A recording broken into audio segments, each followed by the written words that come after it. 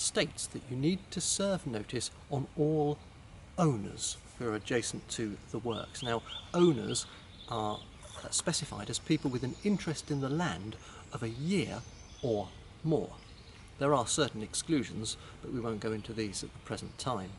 Now, to find out who the owners are, the most common method surveyors use is to undertake a land search of the adjoining property. However, you do need to be aware that the land registry does not contain all the information that you need and does not contain short leases, for example, that may be over the 12-month requirement for notification.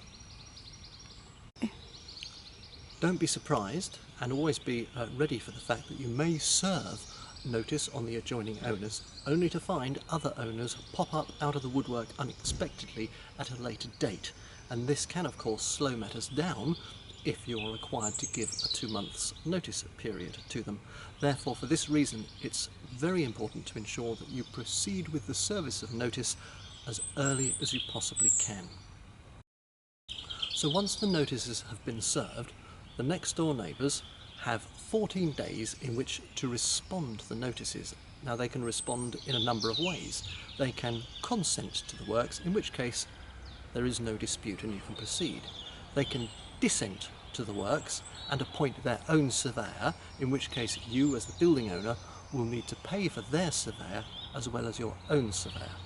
If the works are relatively minor, I would usually encourage, if they want to dissent, that they dissent and appoint an agreed surveyor, that is, one surveyor who acts for both parties. Now, it's important to know, under the terms of the Party Wall, etc. Act, that there is no client-surveyor relationship.